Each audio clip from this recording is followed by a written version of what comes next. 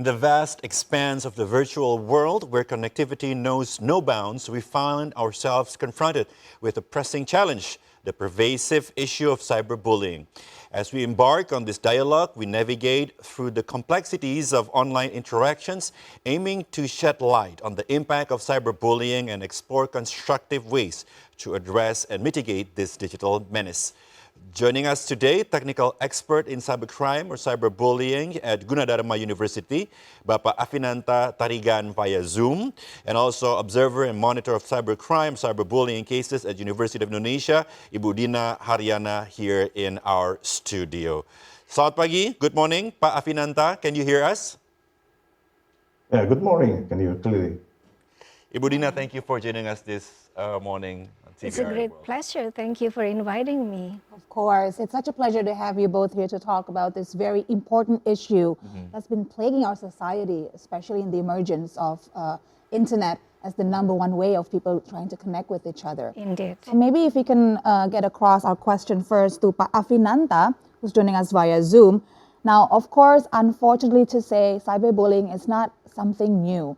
Even us, a couple of Zennials here, we are also quite familiar with the phenomenon of cyberbullying. Nice. Zennials. Zennials, Between right? Gen X and millennials. Yes, exactly. But Pak Afinanta, maybe as the expert, you can tell us how has the landscape of cyberbullying evolved over the years, and how is it now in 2024? And is there like any emerging trends that you've seen, that you've observed coming out now in the digital era? Yes. First of all, thank you very much for having me. And well, over the years, the landscape of the cyberbullying has evolved significantly, driven largely by the new technology and social media use. And initially, cyberbullying occurred through the early internet mediums like chat rooms and emails. And back in the 90s, when I was introduced to internet, I remember there was an application called Newsgroup, which is now doesn't exist anymore. And in Newsgroup, you have a room for chatting, for a discussion, and I witnessed cyberbullying there. So social media platforms proliferated, and they became primary venues for cyberbullying. Not to mention the new technology now, like VR or metaverse. It will be a new playground for cyberbullying. And features like anonymous profiles or pseudonymous accounts can enable individuals to engage in bullying without the fear of being tracked or recorded. And we have now the wide accessible mobile access. I think everyone in Indonesia has the mobile phones, and the ubiquity of the smartphones has made it easier for bullies to target victims anytime, anywhere, increasing the potential frequency of immediate and cyberbullying incidents. And we have a variety of forms now. Alongside the text-based forms, cyberbullying now includes the image-based abuse, such as revenge porn, doxing, swatting, and more sophisticated forms of harassment. And the victim profiles, well, cyberbullying was initially seen as a problem affecting young people. And it is now understood that if it affects a wider range of age group, we have to understand now that we have nearly 221 million internet users, according to a survey by ABG. It is around 79% of population in Indonesia, and compared to 2023, there are 6 million new internet users, which is considered to have a low digital literacy, which is potential to be a victim of cyberbullying. And now, you know what, that nearly 50%, according to the survey, has experienced cyberbullying. And now we have a rise in cyberbullying that involves threats to expose intimate image, or information unless the victim wants to do so. We have sextortion and coercive behaviors.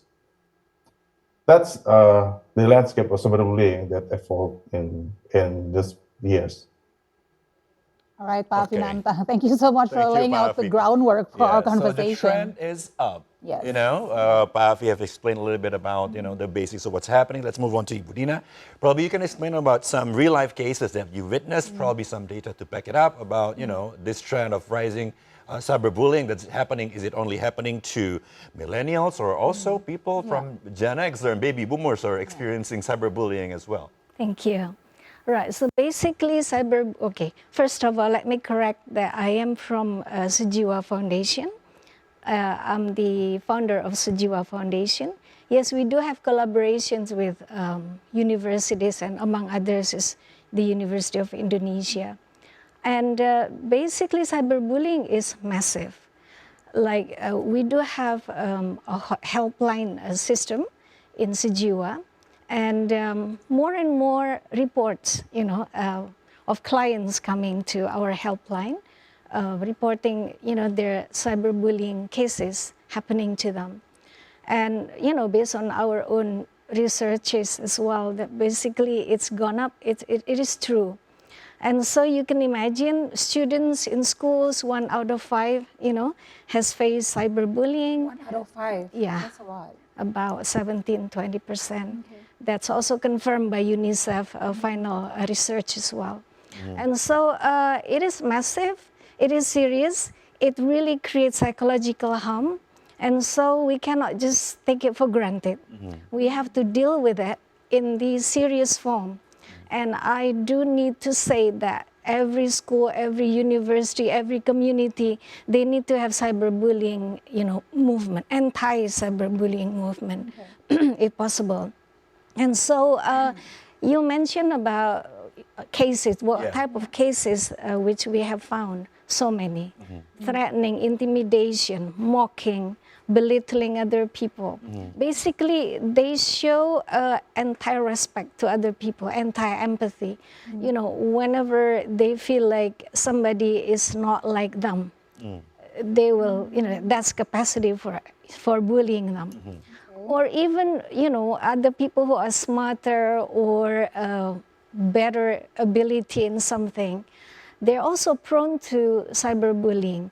And if I say cyberbullying, that's not alone, you know. It is together with the real bullying offline.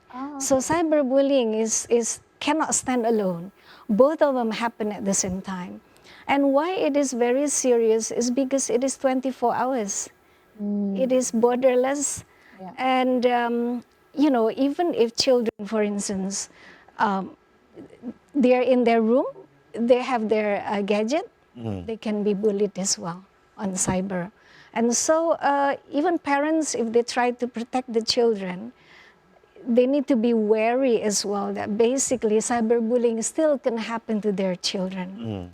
And yeah, it is true that, you know, in the previous was said that it can create harm even, you know, to the level of committing suicide. And yeah, basically the seriousness of the issue is unbelievable. They can also harm themselves, you know, by using razor and hurt themselves. And they lose confidence, they lose capacity to think properly. And academically, you know, that's also harmed, that suffers badly. And so, you know, what I would like to say also is students in the universities, they're going to enter the job market. They need to have great personal branding. With cyberbullying, you know, that affects them, you know, as a victim.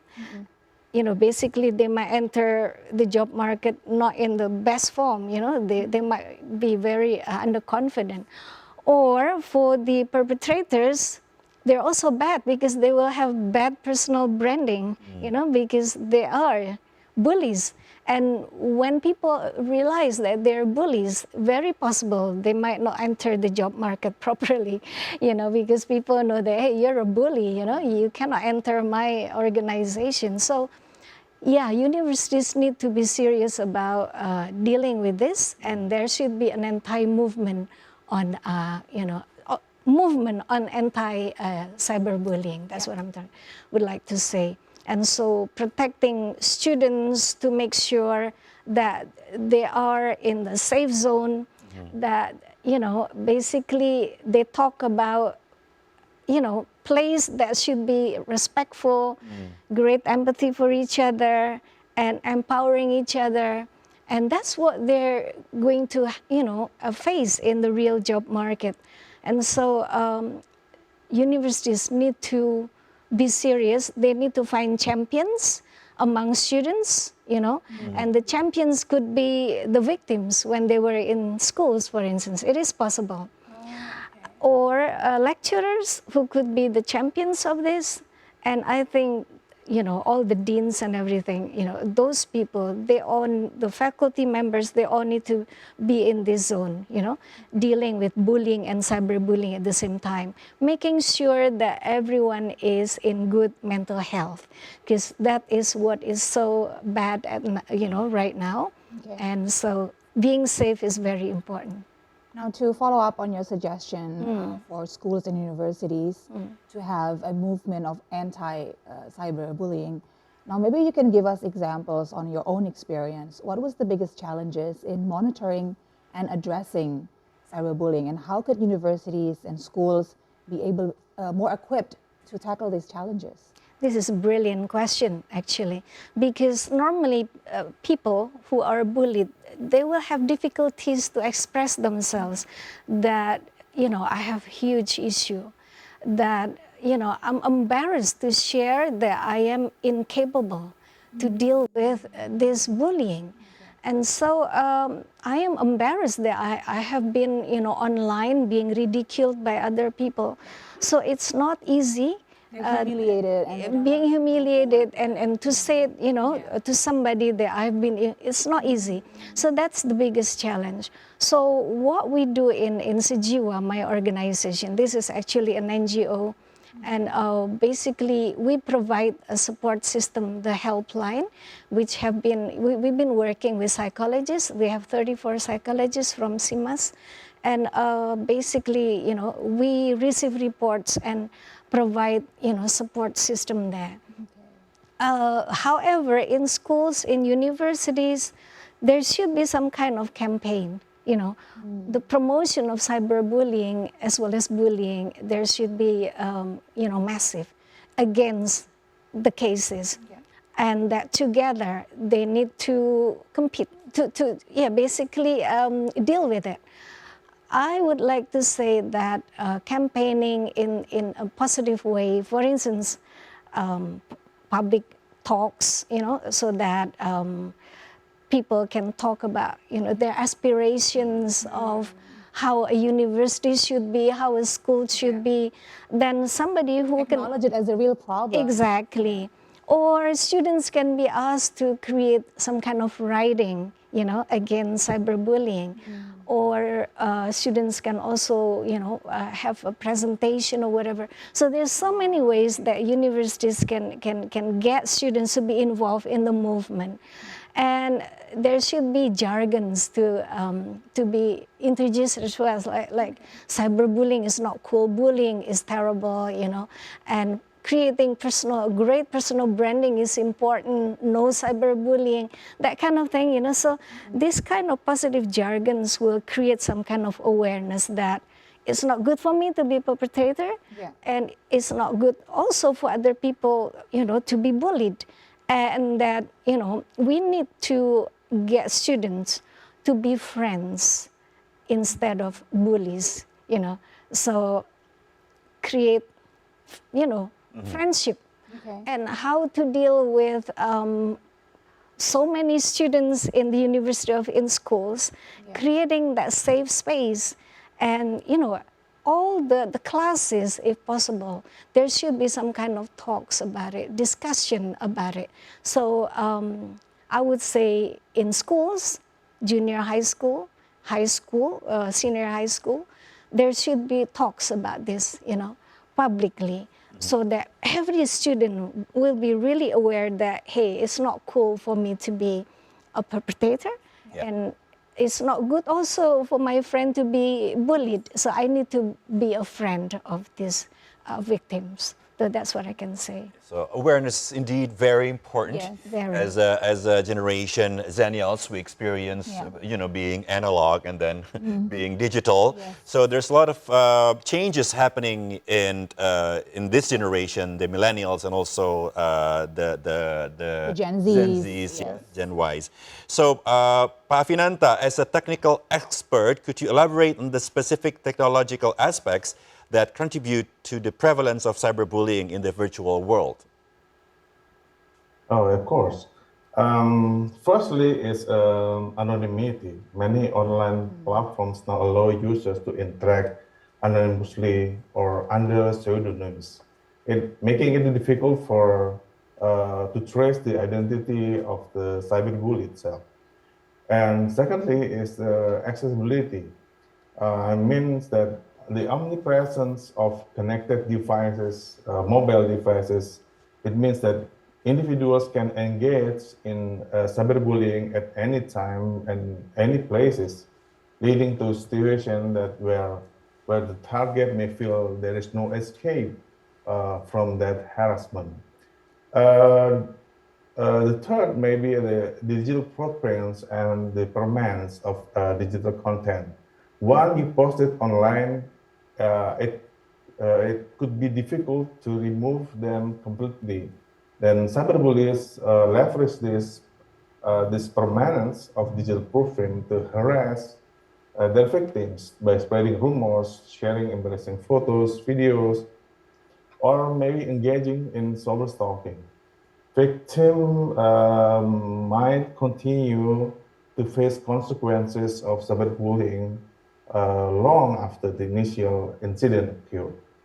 And the risk of cyberbullying can be extensive as a content go viral and raise the wider audiences, and it driving the negative impact of the victim itself.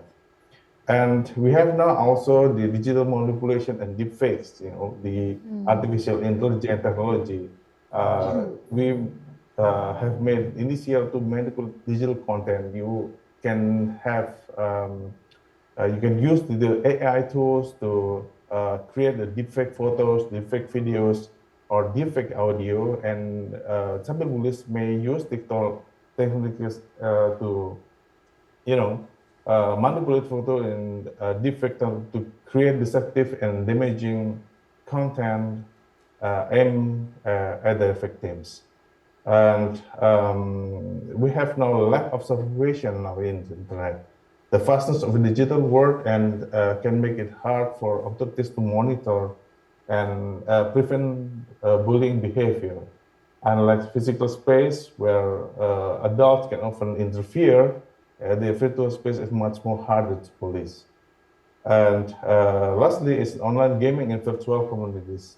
Online gaming platforms and virtual communities provide additional evidence for cyberbullying to occur. In multiplayer games, for example, players may experience harassment, trolling, or verbal abuse from others within the gaming community. So similarly with virtual forums and chat rooms can become breeding grounds for cyberbullying behavior. That's for me.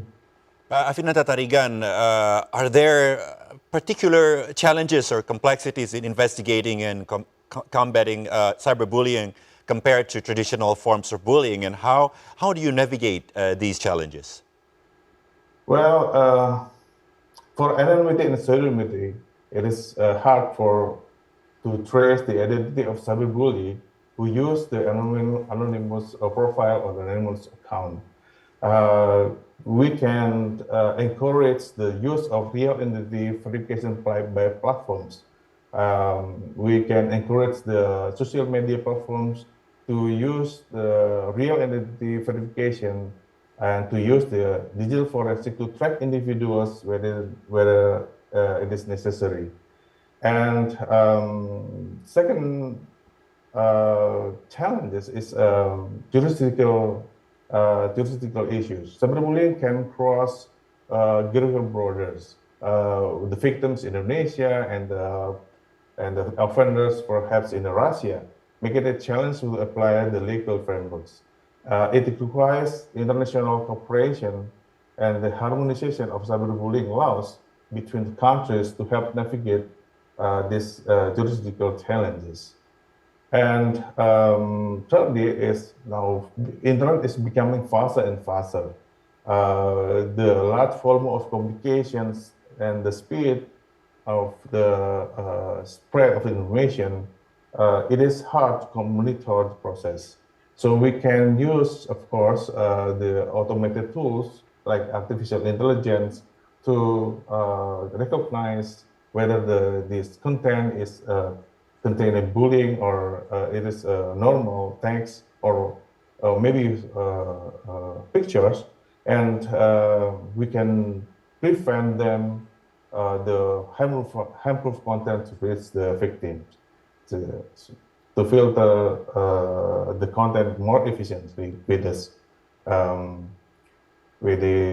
technology. And it is hard for victims to gather evidence of cyberbullying because it is a complex task, I think. So it may involve digital forensics and data observation to get the evidence. So we start to educate users to how to safely document incidents of cyberbullying without putting themselves at further risk. So there are maybe the challenges and how to navigate that. Okay, Pak Afinanta, I have a follow-up question for you. You mentioned one of the main challenges of cyberbullying nowadays is how advanced the technology is. So that makes people, they can be devilishly creative with how they bully people. Now that makes me wonder, how well equipped are universities and schools to tackle the challenges? Ibu Dina previously have mentioned the importance of raising awareness, of having talks, of education. But from the technology side, what can universities and schools and education institutions do to tackle with the so much advance of technology and how people are so very well equipped with using the technology to bully people online? Okay, the problem is with the new technology is the implementation of the technology is being really being researched. What the risk of the new technology when it's implemented online? The business force the technology to be able to at the production line and to be able to meet the people, and so we lose or we may lose the track how risky the technology is when it's introduced to people. So the university can have some kind of research involving the risky to find the risk of new technology introduced to the people before the technology is there in the people. So, and secondly, we can use, for example, the artificial intelligence, AI, to detect the damaging contents, the harmful contents, even though it's in video or in as image. So, university can helps with that work. Okay, so there's a lot of homework to do. Indeed, and it's a real case. One of my neighbors told me a story. I mean, he works as a teacher, and told me a case that cyberbullying that happened in the school that becomes such a huge case, and it's borderline crime. Not only cyberbullying, because you know it's like pictures and stuff like that created by AI and things like that. So it's becoming a real issue. So probably you can explain a little bit about solutions that your organizations can provide, and probably share with our viewers how to contact your organization so people can be helped and guided through this problem. Thank you. Well, actually, we're online, in all the digital platforms. As you should be. That's where the crime Yes, scene is. yeah. So on Instagram, TikTok, YouTube, Twitter. So you can find a helpline or helpline bersamamu. So Bersamamu. bersamamu. Okay. So basically, yeah, So it's the same handle it's done for free. for all social media, bersamamu, or Yeah, basically, people can contact us, and then we ask them a question like what kind of cases that they have, and then we're going to fit the psychologists that will match with the case. So basically, yeah, we have support system for the victims, and for those who have mental issues. And so that's number one. But also, I would like to share just a simple thing. Okay. Getting those who have been cyberbullied to block and report. You know, to yeah, just Just nobody straight away, block and straight away. Yeah. So as soon as you find negative remarks Yeah. on you, towards you, Right. you're not happy with it. Meaning you have been bullied. Yeah. When you're not happy with something, then you have been bullied. Okay. Then nobody deserves to be bullied, right? Yeah. Online or offline. So block and report and say that, I don't want this person to be on my account. So immediately that will be blocked if you have the right reason that this person has bullied you.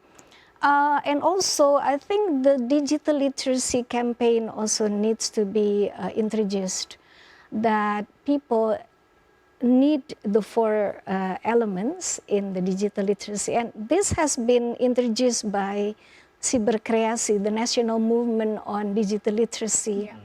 And these four elements are digital skills, but then digital ethics is also important. And then digital safety is important, and digital culture is important. And each of them, brings awareness that it's not enough just to have digital skills.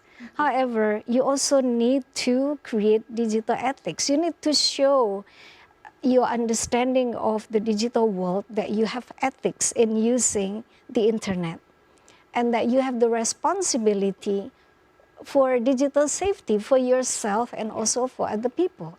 And therefore, you can create the positive digital culture.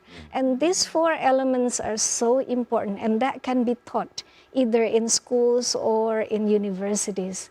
And, then people become responsible, Then digital resilience can happen because of this awareness.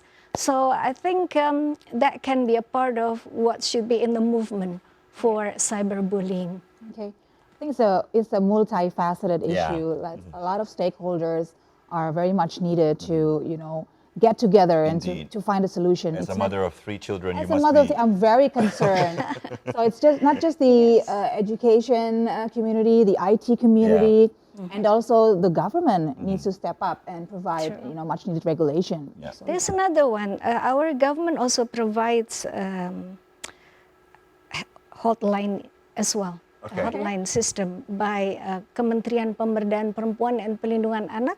So the Ministry of Women Empowerment and Child Protection, they have SAPA 129. Sapa 129. 129. Sapa SAPA, 129. yes. SAPA means sahabat perempuan dan anak. 129. That's also for free.